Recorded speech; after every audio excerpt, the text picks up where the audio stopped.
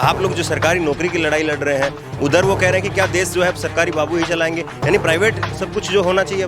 तो प्राइवेट अगर सब कुछ होना चाहिए तो फिर सरकार की भी क्या जरूरत है, आप मुझे बताइए। फिर सरकार की भी क्या जरूरत है, सरकार क्या कर रही है, सरकार का काम क्या है। तो ये तो एक बहुत ही बेकार स्टेटमेंट है कि सरकारी बाबू ही देश चलाएंगे। मतलब ये किस टाइप का स्टेटमेंट है कि क्या इस देश में ब्यूरोक्रेसी की जरूरत नहीं है। कौन सा नेता पढ़ा लिखा, आज आपको पता है जितनी नीतियां बन रही है नेता बना रहे हैं। इनको समझ में आता है, इनको एजुकेशन का मालूम है कि ये नीतियां बना देंगे।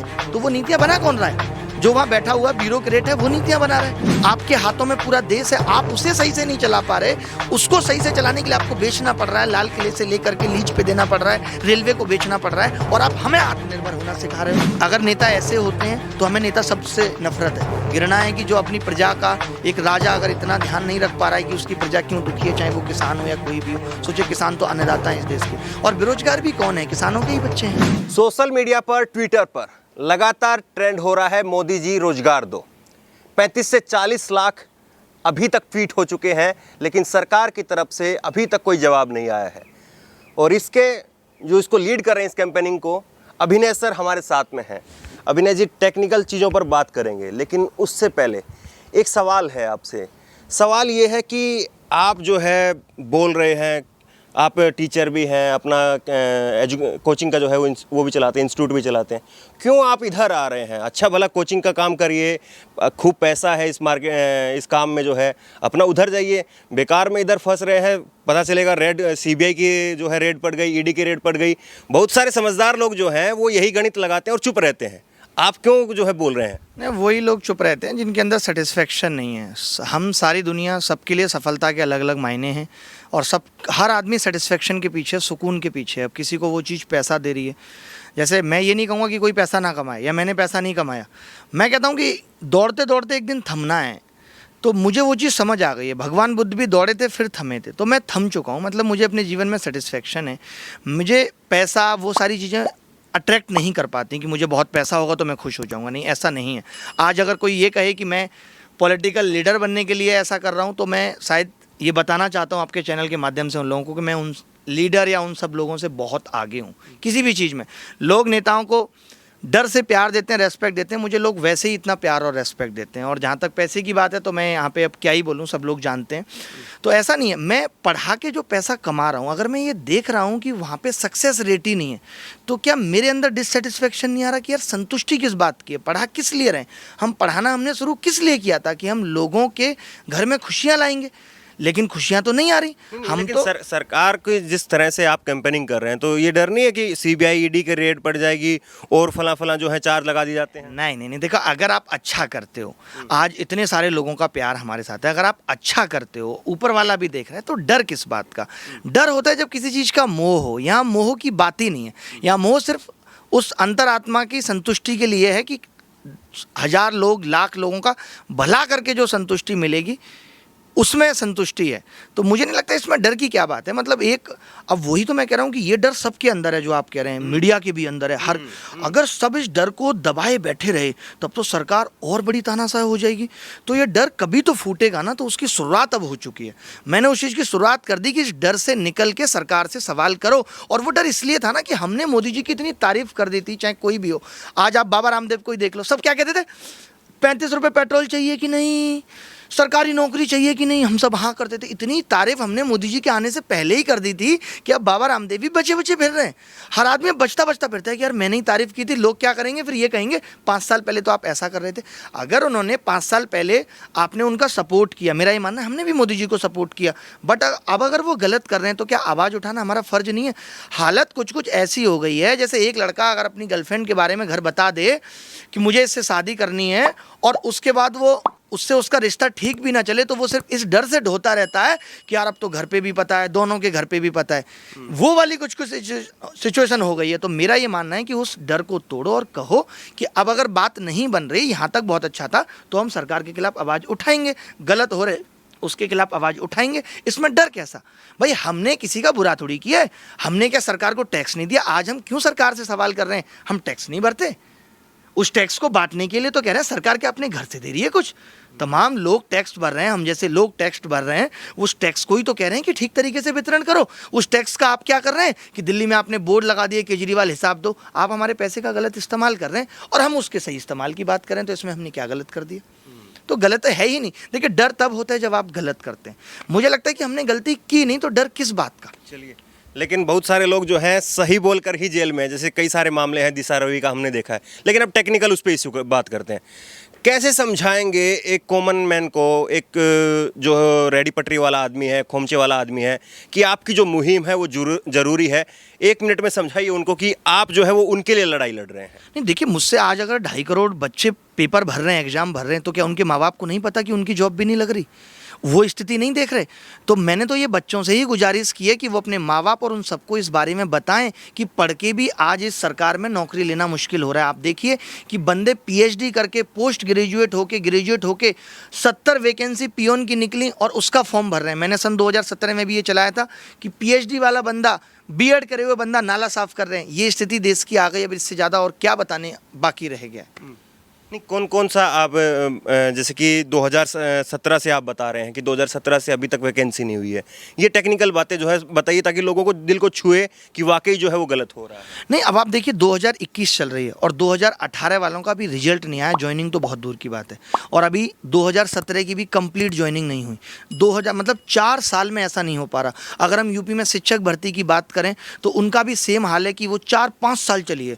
दिल्ली सरकार की अगर बात करें तो DSSB 2014 से पेंडिंग है। मतलब ये हर सरकार का ही हाल है।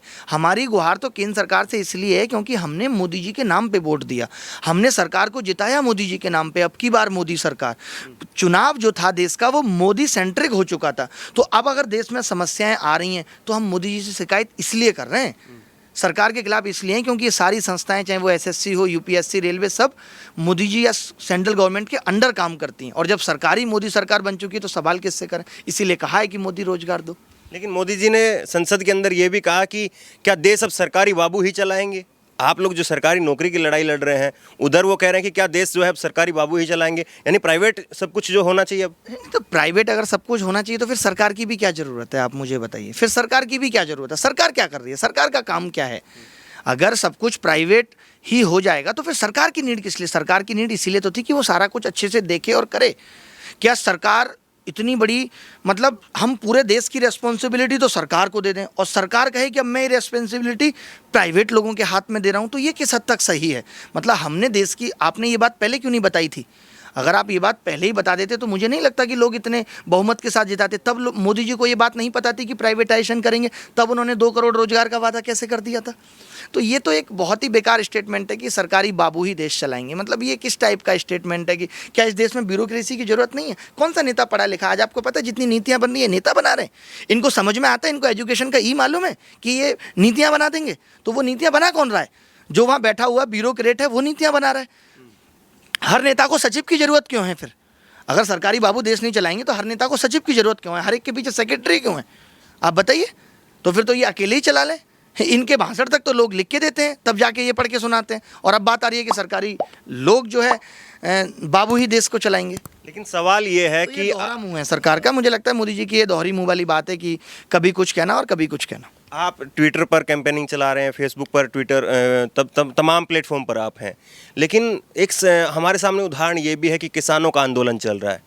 वो जो है दिल्ली के बॉर्डर पर लाखों की संख्या में आकर के रुके हुए हैं, लेकिन सरकार जो है वो मानने के लिए तैयार नहीं। तो आपको लग रहा है कि इस प्लेटफॉर्म से आप उस सरकार को हिला पाएंगे? नहीं, बिल्कुल हिला पाएंगे। देखिए, उम्मीद है कहीं से शुरुआत तो होगी। अगर शुरुआत ही नहीं करेंगे, सोचते रहेंगे कि वहाँ असफलता थी, हमें भी असफलता मिल जाएगी, मैं ये देख लूँ कि मोहल्ले में एक लड़का सेलेक्ट नहीं हुआ तो अब मैं भी तैयारी करना छोड़ दूंगा, ऐसा नहीं है। और सबकी अलग अलग डिमांड है। उनका एक नियम आ चुका, उसको वापस कराने की मांग है। हम नियम बनाने के लिए लड़ रहे हैं कि हमारे लिए नियम बनाओ तो सही। हमारे लिए एक ministry of education, ministry of employment शुरू तो करो, जिसका दायित्व हो, जिसकी क्रेडिबिलिटी हो कि जिससे हम शिकायत कर सकें। हमें बार बार मोदी सरकार को क्यों खटखटाना पड़ रहा है छोटी छोटी चीज़ों के लिए कि CGL 2019 के मार्क्स दो, रोजगार दो। अरे आप एक ऐसा मिनिस्ट्री बनाओ ना जिससे हम कह सकें कि भाई ये इसका दायित्व है। मैं तो खुद मानता हूँ इस चीज़ को कि मोदी जी ये थोड़ी ना सब देखेंगे, बट आप कहें किससे? मोदी जी तो खुद ही कह रहे थे, उन्होंने, आप बताइए, लेकिन वो तो कह रहे पारदर्शिता आ रही है हमारी सरकार में, डिजिटल हो रहा है सब कुछ। 8 साल में ये पारदर्शिता नहीं आ पाई। 8 साल में हमें नहीं समझ आ रहा कि किस लेवल पे भ्रष्टाचार हो रहा है, कि वैकेंसी लगातार कम हो रही है। पारदर्शिता का रिजल्ट ग्राउंड लेवल पे भी तो दिखना चाहिए। लोग, अब एक बात बताइए, क्या मेरे अकेले से मैं अगर ये कहता कि मोदी जी रोजगार दो, तो फिर आज मेरे साथ मिलियंस लोग क्यों आ गए? आप बताइए, जब अभी 6 महीने पहले हमने स्पीक अप आवाज़ उठाई रेलवे और SSC के खिलाफ, 70 मिलियन ट्वीट हो गए वर्ल्ड वाइड नंबर 1 पे, तो वो लोग क्या मेरे कहने पे आ गए? उनको भी कमियां दिखी तो ना वो लोग आए। तो हम पढ़े लिखे युवा हैं और जीत कर रहेंगे। मुझे इसमें 1% संदेह भी नहीं है कि हम सरकार से इन बातों को नहीं मनवा पाएंगे, क्योंकि कुछ गलत नहीं है। ये सरकार का एक तरफ जो कहती रहती है डिजिटल हो रहा है सब कुछ, दूसरी तरफ आप जो है लेट लतीफ़ी की जो है हवाला दे रहे हैं। तो डिजिटल, उसी डिजिटलाइजेशन का ही तो फायदा उठा रहे हैं ट्विटर कैंपेन करके। और डिजिटल होने का मतलब खाली हाथ में मोबाइल दे दिया और इंटरनेट नहीं होता भाई सब, कि आप सब डिजिटल हो गया। डिजिटल हो जाता तो ये भ्रष्टाचार कैसे हो जा रहा है SSC में, क्यों हमें नहीं पता चल रही? पहले तो ये भी होता था कि सबके मार्क्स खुल के आते थे। पहले जब हम लोग एग्जाम देते थे तो सबके मार्क्स, मैं इनके देख सकता हूँ, आपके देख सकता हूँ। अब ऐसा नहीं है। अब आप क्या, मार्क्स के अंदर भी क्या हो गया है, कॉन्फिडेंशियल हो गया, आप सिर्फ अपने मार्क्स चेक कर सकते हैं। तो ये मुझे लगता है कि ट्रांसपेरेंसी खत्म हुई है बढ़ने के बजाय। पहले तो ऐसा नहीं होता था।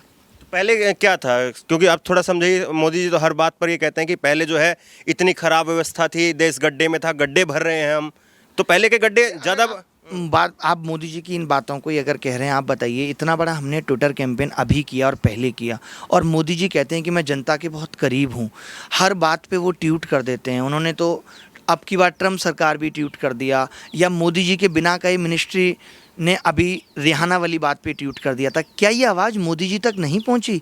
जहां वो मन की बात करते हैं, क्या उनका फ़र्ज ये नहीं था कि वो एक ट्वीट करके या एक प्रेस कॉन्फ्रेंस करके या अपने यूट्यूब चैनल से, जो इतना लोग उनको प्यार देते हैं, वो ये कह देते कि भाई अगर लोगों को दिक्कत है, मुझे नहीं पता है कि क्या दिक्कत चल रही है, वो इसको आपको नहीं लगता अनदेखा कर रहे हैं? तो जो आदमी हमारी प्रॉब्लम बताने के बाद भी अनदेखा कर रहा है, तो उससे हम क्या उम्मीद कर सकते हैं और उसकी बातों को कितना सत्य मान सकते हैं? सरकार ने अपनी क्रेडिबिलिटी खो दिया। आज किसान भी अगर नहीं बात मान रहे हैं तो उसकी वजह यही है कि लोगों को अब सरकार की बात पे यकीन नहीं रहा है। आप देखो, उन्होंने कहा था महंगाई कम कर देंगे, काला धन वापस, तमाम तरीके की बातें थी ना, उनमें से कुछ नहीं हुआ। तभी तो सरकार ने अपनी क्रेडिबिलिटी खत्म कर दी। आज बंगाल में जाके अमित शाह जी कह देते हैं 75 लाख नौकरी देंगे। क्या जिन राज्यों में उनकी सरकार है उन्होंने 5 लाख भी नौकरी वहाँ दी? वो इस पर बात करें, बताओ। वहाँ तो उन्होंने नौकरी नहीं दी। और मैं तो ये नहीं कह रहा कि हमारी लड़ाई सरकार के खिलाफ है या हमारी लड़ाई सिस्टम के खिलाफ है, हमारी लड़ाई बेरोजगारी के खिलाफ है। सरकार को तो हम कह रहे हैं, दिखा रहे हैं कि आप इसको सुधारो, क्योंकि ये फ़र्ज सरकार का, ये हमने उनको चुन के भेजा है ना, हम तो नहीं सुधार सकते। वो एक बात बताओ, उन्होंने वोट लिया और वोट लेते वक्त कहा कि हम ये देंगे। अब वो कह रहे हैं कि आप आत्मनिर्भर बनो। अब आप कह रहे हो आप तो आत्मनिर्भर बन नहीं पा रहे, आपके पास, आपके हाथों में पूरा देश है, आप उसे सही से नहीं चला पा रहे। उसको सही से चलाने के लिए आपको बेचना पड़ रहा है, लाल किले से लेकर के लीज पे देना पड़ रहा है, रेलवे को बेचना पड़ रहा है, और आप हमें आत्मनिर्भर होना सिखा रहे हो। गांधी जी ने भी कहा था कि मैं, आपको याद होगी ये कहानी कि गांधी जी से एक महिला गई कि मेरा बच्चा गुड़ बहुत खाता है। गांधी जी ने कहा 4 दिन बाद आना। उन्होंने उसको नहीं सलाह दी। जब बाद में पूछा गया कि क्यों नहीं दी, उन्होंने कहा मैं खुद गुड़ खाता था, तो पहले मैंने छोड़ा कि मैं पहले छोड़ दूं तब सलाह दूंगा। तो कहना बड़ा आसान है, आत्मनिर्भर बनो। सरकार खुद आत्मनिर्भर बन के दिखाए पहले, खुद तो दूसरों के हाथों में चीज़ें जा रही हैं। तो आप क्या अभी सोशल मीडिया प्लेटफॉर्म पर ही रहेंगे या फिर कोई मार्च निकालेंगे? क्या तैयारी है आपकी आगे? देखिए, यही है कि अगर सरकार अभी भी, हमारा ये मोदी रोजगार दो से ये नहीं था कि मोदी जी हमने कहा रोजगार दो और वो रोजगार फेंक के दे देंगे। एक बीजेपी की तरफ से एक मैसेज आएगा, योर रोजगार has been credited into your account. ऐसा कुछ नहीं था। हमारा मतलब था कि सरकार इस पर बात करे, सरकार की नज़रों में भी जाए कि प्रॉब्लम्स कहाँ हैं, क्या हैं, लोग क्यों कर रहे हैं। आप बताइए, अगर आवाज़ उठती है तो पता तो करना पड़ेगा ना क्यों उठ रही है। अगर इसके बाद भी वो नहीं ध्यान देते तो फिर ठीक है, हम भी रोडों पर आके सरकार से बात करेंगे और आंदोलन करेंगे और पूछेंगे। आंदोलन का हक तो है ही हर इंसान को। आर्टिकल 19 में लिखा हुआ है भाई, फ्रीडम टू स्पीच। मुझे तो उतनी जीएस आती नहीं है, बट फिर भी इतना तो फिर आंदोलन जीवी हो जाएंगे, एक तरफ किसान बैठे, एक तरफ आप बैठ जाएंगे। जीवी कोई नेगेटिव वर्ड थोड़ी है। जीवी, जीव मतलब जीव। मोदी जी क्या है? वो जीव नहीं है, हम सब जीव हैं। वो उनको कहते हैं हम वोट जीवी कि उन्होंने वोट लिया, या धोखा जीवी कहते हैं कि उन्होंने फिर उसके बाद धोखा दे दिया। तो जीवी शब्द गलत नहीं है। अगर उन्होंने आंदोलन जीवी बोला भी है तो गलत नहीं है। वो भी तो आंदोलन जीवी थे और आंदोलन करके ही उन्होंने सरकार बनाई। कितना कहते थे इस सरकार में रोजगार नहीं मिल रहा। मैंने सब इकट्ठे किए हैं उनके ट्वीट 2012 के, 13 के, कि वो क्या क्या बोलते थे अपने भाषण में, क्या क्या कहते थे। अभी क्या हो गया ना कि डिजिटलाइजेशन का सरकार ने बहुत फ़ायदा उठा दिया, सिर्फ अपनी अच्छाइयाँ हद से ज़्यादा गिना दी। अब बारी है कि अब लोगों तक हम ये पहुंचाएंगे। हमारा कोई फ़र्ज नहीं है कि हमें कोई नेता बनना है, हमारी ज़िंदगी बहुत खूबसूरत है। हमें नहीं बनना कि अगर नेता ऐसे होते हैं तो हमें नेता सबसे नफरत है, घृणा है कि जो अपनी प्रजा का, एक राजा अगर इतना ध्यान नहीं रख पा रहा है कि उसकी प्रजा क्यों दुखी है, चाहे वो किसान हो या कोई भी हो। सोचिए, किसान तो अन्नदाता हैं इस देश के, और बेरोजगार भी कौन है? किसानों के ही बच्चे हैं।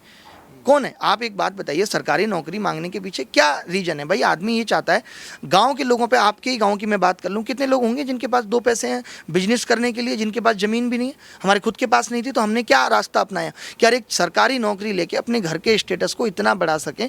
आज एक युवा को अपने माँ बाप को बूढ़े होते हुए देखना, हार्ट अटैक से मरते हुए देखना, ये बहुत दुखद है कि आज वो युवा 27, 28, 29, 30 साल में भी नौकरी नहीं पा रहा और अपनी आंखों के सामने अपने माँ बाप को बूढ़ा होता हुआ देख रहा है, कुछ कर नहीं पा रहा उनके लिए। इससे बड़े दुख की बात कुछ नहीं हो सकती, और शायद मोदी जी इस बात को नहीं समझ सकते तो कोई और क्या समझेगा। अभी आप जो है काफ़ी सारे बच्चों को पढ़ाते भी रहे हैं, तो क्या है आपका बैकग्राउंड? मैं पढ़ाता हूँ। सन 2012 में ग्रेजुएशन किया और उसके बाद मैंने पढ़ाना स्टार्ट किया। उसके बाद मैंने सरकारी नौकरी भी की, सरकारी नौकरी भी मैंने ज्वाइन की। और कौन से विभाग? मैं लास्ट जो मेरी जॉब थी वो ऑडिट ऑफिसर की थी। तो मैंने जॉब उसके बाद छोड़ने के बाद जब मैंने देखा कि सिस्टम में इतनी कमियां हैं और लोगों को यहाँ तक पहुँचने में कितनी समस्या आ रही है, तो मैंने 2017 में पढ़ाना शुरू किया है और मैंने फ्री एजुकेशन दी है यूट्यूब पे। मैं सब कुछ पढ़ा चुका हूँ फ्री में, और ये फ्री एजुकेशन का ट्रेंड मैंने शुरू किया कि लोगों को सब कुछ फ्री पढ़ा दो, और जो आपको एडवर्टाइजमेंट से या जो यूट्यूब आपको पैसा दे रहा है उसमें आप गुजारा करो। उस तरीके से मैंने अपने आप को यहाँ तक पहुँचाया और ब्रांड बनाया, और वो ट्रेंड मैंने शुरू किया। आपको मालूम ना हो तो मैं बता दूँ, नेशनल ज्योग्राफिक चैनल ने इस चीज़ पर डॉक्यूमेंट्री भी बनाई कि ऑनलाइन एजुकेशन से कितना सुधार आया है। लेकिन अब वो सुधार आने के बाद जब रिजल्ट आने की बारी आई तब स्थिति ये है। तो अब हम कैसे ना बोलें कि लोगों को पढ़ा के भी हम नौकरी नहीं दे पा रहे, तो फिर हमारा पढ़ाना व्यर्थ है, या तो कह दिया जाए ना। अब आज अगर आप ये कहोगे कि आत्मनिर्भर बनो, तो आपने ग्रेजुएशन कराई क्यों थी? आत्मनिर्भर तो 8वीं क्लास के बाद भी रिक्शा चला के और पकौड़ा तल के बना जा सकता था। ग्रेजुएशन करा के आप हमारा लाखों रुपया ख़राब करा के, लोग बीटेक करके 5-5, 10-10 लाख रुपये ख़राब करके, MBA करके लोग पैसा ख़राब करके घर में पड़े हुए हैं। अब आत्मनिर्भर बनने का क्या मतलब है? तो बदलाव होगा आप? हाँ बिल्कुल होगा, 100% होगा। देखिए, मैं तो बहुत जो भी काम करता हूँ पॉजिटिविटी के साथ कहता हूँ। ये तो बहुत छोटी चीज़ें हैं बदलाव, लोग खुदा पा लेते हैं। कौन कहता है कि उसका पता ही नहीं, ढूंढने की हद तक कोई गया ही नहीं। हाँ, उस हद तक जाना पड़ेगा, सब कुछ मिलेगा। धन्यवाद हमसे बात करने के लिए। Thank you very much. तो ये थे अभिनव सर, और जो कि मोदी रोजगार दो कैंपेनिंग चला रहे हैं और लाखों की संख्या में लोग इनके साथ जुड़ भी रहे हैं। लेकिन मकसद यही था कि अगर कोई कैंपेनिंग स्टार्ट कर रहे हैं तो उसकी डेप्थ कितनी है, क्योंकि अभी यही हो रहा है कि जो भी सरकार के खिलाफ आवाज़ उठाता है तो उसके ऊपर जो है वो राजद्रोह का केस लगा दिया जाता है, देशद्रोह का केस लगा दिया जाता है। हमने कई सारे ऐसे केस अभी देखे हैं। तो अब ऐसे में जो है, क्या सोशल मीडिया के थ्रू ये अपनी आवाज़ उठाएंगे, क्या आंदोलन करेंगे, तमाम बातें जो है इन्होंने अपनी रखी हैं। इस वीडियो को लेकर के, इस इंटरव्यू को लेकर के आपकी जो भी राय हो नीचे कमेंट बॉक्स में अपनी राय जरूर दें, और इसी तरह की तमाम खबरों के लिए ऑनलाइन न्यूज़ इंडिया को सब्सक्राइब करें। धन्यवाद। इस खबर को अभी लाइक करें, शेयर करें, अभी चैनल को सब्सक्राइब करें और घंटी जरूर दबाएं।